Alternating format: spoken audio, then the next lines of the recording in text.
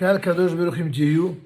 Nous arrivons entre la fin de Parashat Miketz et la Parashat de Veigash à un moment d'une émotion et d'une intensité certainement sans précédent dans la Torah, parce que nous allons voir comment, contre toute attente, le lecteur non avisé s'imagine qu'il y a une sorte de stratagème ou de mise en scène qui est orchestrée par Yosef pour se venger de ses frères.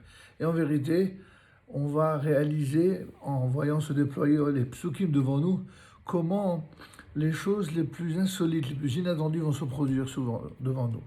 En effet, tout d'abord, dans le premier verset de Vaïgash, on voit que Yehuda, qui symbolise et incarnera la royauté d'Israël, est tellement remonté contre celui qui est Yosef dans la réalité, mais qu'il croit être le second de Paro, eh bien, il est prêt à tout casser, tellement et il veut s'assurer de la vie de Binyamin, surtout après que justement Yosef ait disparu dans les conditions que lui et ses frères savent. Mais le dialogue entre Yehuda et Yosef, au cours duquel va se dévoiler finalement Yosef Hatzadik, il va être d'une force colossale et une leçon pour l'ensemble des générations. Tout va aller très vite.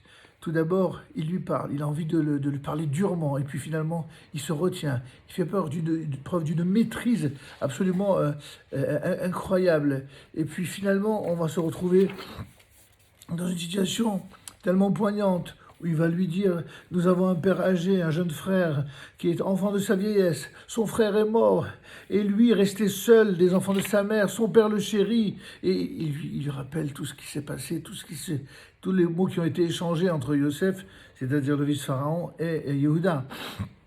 Et tu as dit alors à tes serviteurs, amenez-moi que je l'examine. Et nous répondit à mon Seigneur, le jeune homme ne saurait quitter son père. S'il quittait son père, il en mourrait. Mais tu dis à tes serviteurs, si votre jeune frère ne vous raccompagne, ne reparaissez pas devant moi. Tous ces répétitions pour montrer à quel point il veut le mettre face à sa richroute. Et il le prévient, il est en train de préparer la situation qui va venir. Il fait preuve d'une force colossale. C'est qu'on recommande à quelqu'un pour pas qu'il se mette en colère, même s'il y a toutes les raisons de se mettre en colère.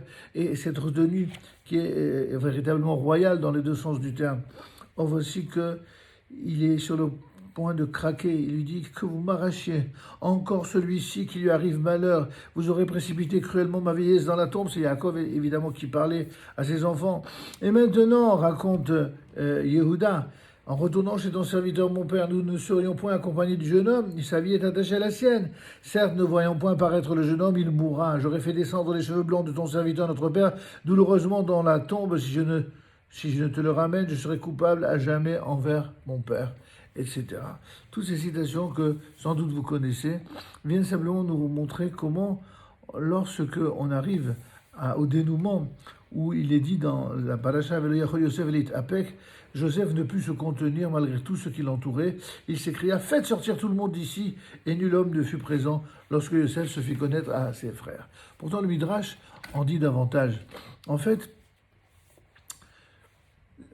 on dit dans le Midrash que Yosef, évidemment, n'a pas provoqué ses frères pour les tourmenter ou se venger. Il ne poursuivait qu'un seul et unique but, s'assurer qu'il les aimait vraiment. Et c'est en fonction de leurs sentiments pour Binyamin qu'il put vérifier leurs sentiments à son égard. Et face à cette attitude, face à l'attitude de Yehuda, il comprit que ses frères nourrissaient de bons sentiments à l'égard des fils de Rachel. Et c'est pourquoi il décida alors de révéler son identité. Mais vous savez que dans la Gemara, le Talmud nous enseigne que une personne qui a été longtemps absente de chez elle, elle ne doit pas entrer dans son foyer à l'improviste, car un tel choc pourrait tuer la personne. Le Midrash nous explique comment justement Yosef a procédé en disant, vous m'avez dit que le frère de Benjamin était mort. Est-ce vraiment certain qu'il est mort? Vous m'avez dit que vous n'avez plus de nouvelles. Mais oui, Excellence, répondirent-ils, nous en sommes sûrs, il est mort. Comment pouvez-vous mentir de la sorte? Ne l'avez-vous pas vendu en tant qu'esclave? Comment avez-vous la certitude de sa mort? Et tout d'un coup, il leur dit, je l'ai acheté, moi, je l'ai acheté comme esclave, et je peux même vous l'appeler tout de suite. Et Joseph se mit à appeler, Joseph, Joseph, Joseph, fils de Jacob, viens immédiatement, viens parler à tes frères. Et là, ses frères regardèrent autour d'eux, attendant l'apparition de Yosef. Lorsque ce dernier vit qu'ils étaient suffisamment préparés, alors il dit, mais que cherchez-vous? Je suis Yosef. Est-ce que mon père est encore en vie? Imaginez l'émotion à son comble. Il éleva sa voix avec des pleurs. Les Égyptiens l'entendirent, la maison de Pharaon l'entendit.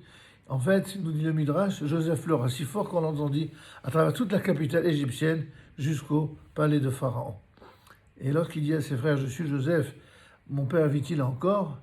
Eh bien, ses frères ne purent lui répondre car ils avaient été frappés de stupeur.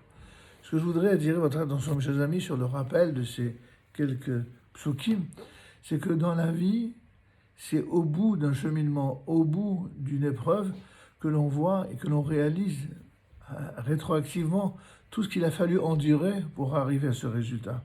Bien souvent aujourd'hui, des personnes que nous entendons autour de nous nous disant, vous savez, c'est difficile, comment envoyer nos enfants en Israël, comment.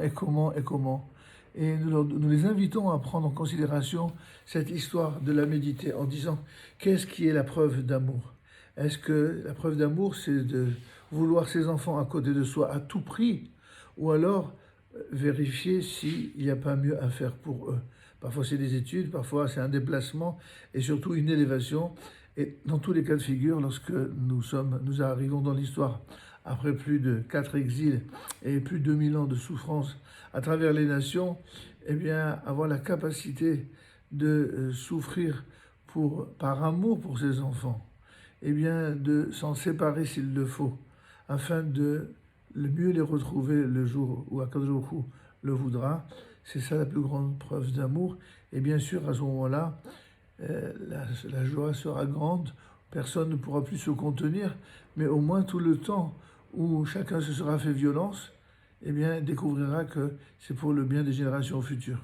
Et elle sonne que pour tous ceux qui ont eu le mérite de naître en Eretz Israël, qui n'est jamais à connaître de séparation, mais pour ceux qui n'ont pas eu ce mérite, eh bien, s'ils ne peuvent réaliser leur aliyah, s'ils ne peuvent réaliser cette mitzvah essentielle qui consiste à monter en Eretz Israël, ils doivent tout faire, absolument tout, pour veiller à sauver leurs enfants et à les faire monter en Eretz Israël, avec un jour viendra où Be'ezrat Hashem, les retrouvailles seront peut-être très difficiles, très émouvantes, mais ô combien heureuses et ô combien bienfaisantes pour eux-mêmes, leur descendance et tout le clan d'Israël. Shabbat Shalom Mevorach.